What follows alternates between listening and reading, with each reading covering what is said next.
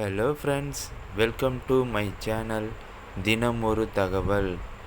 This video sponsored by SBO Digital Marketing. Android phone ஒன்று இருந்தால் போதும், வீட்டிலிருந்தே நாம் ஃபேஸ்புக், இன்ஸ்டாகிராம், யூடியூப் சேனலில் போஸ்ட் போடுவதன் மூலம் ஈஸியாக பணம் சம்பாதிக்கலாம். அதற்கான ஒரு சிறந்த இடம்தான் இந்த SBO டிஜிட்டல் மார்க்கெட்டிங்.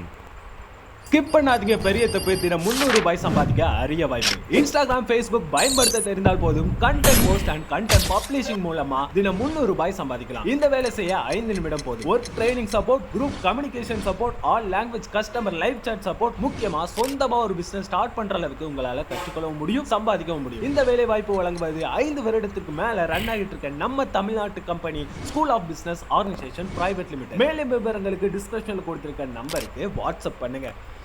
இன்று நாம் வேப்பிலையின் மருத்துவ குணங்களை பற்றி தான் பார்க்க போகிறோம்.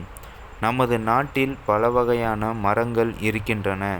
சில மரங்கள் அதன் மருத்துவத்தன்மை காரணமாக இறைவனாக கருதி வழிபடப்படுகிறது.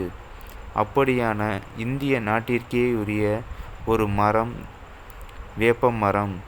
பண்டைய நாட்களில் இந்தியாவிற்கு வருகை தந்த கிரேக்கர்களும் இந்த வேப்ப மரத்தின் மருத்துவ குணங்களை போற்றி தங்கள் நாட்டின் குறிப்புகளில் எழுதியுள்ளனர். அப்படியான வேப்ப மரத்தின் இலைகளுக்கு இருக்கும் சில நோய் நீக்கும் தன்மைகளை இங்கு தெரிந்து கொள்வோம். வயிற்று பிரச்சனைகள்.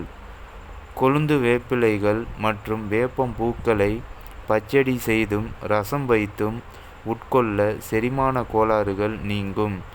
குடல்களில் பூச்சி புழுக்களை போக்கும் மற்றும் வயிற்றில் ஏற்பட்டுள்ள புண்களை ஆற்றும். அம்மை நோய்.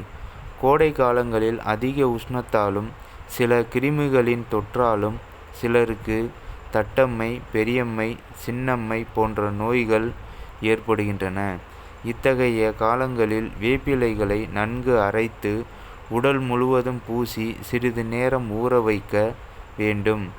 பின்பு குளிர்ந்த நீரில் மஞ்சள் மற்றும் வேப்பிலையை ஊற வைத்து அந்த நீரை ஊற்றி குளிக்க அம்மை குணமாகும். இதை 1 வார காலத்திற்கு மேலாக செய்ய வேண்டும்.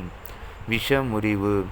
வேப்பிலை கொழுந்துகளை தினந்தோறும் சாப்பிட்டு வருபவர்களுக்கு அவர்களின் இரத்தத்தில் நோய் எதிர்ப்பு திறன் அதிகரிக்கும்.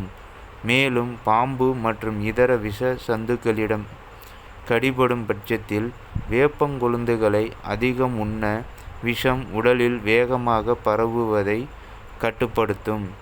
இதற்கு பின்பு முறையான விஷ நீக்க சிகிச்சையை மேற்கொள்ள வேண்டும். தோல் வியாதிகள். நமது தோலில் வேர்க்குரு, அரிப்பு, படை, தேமல் போன்ற பல வகையான நோய்கள் ஏற்படுகின்றன. வேப்பிலைகள் மற்றும் அதன் பூக்களை நன்றாக அரைத்து வாரத்திற்கு 1 முறை உடலெங்கும் பூசி அது காய்ந்த பிறகு சற்று இதமான நீரில் குளித்து வர பல நோய் சம்பந்தமான வியாதிகள்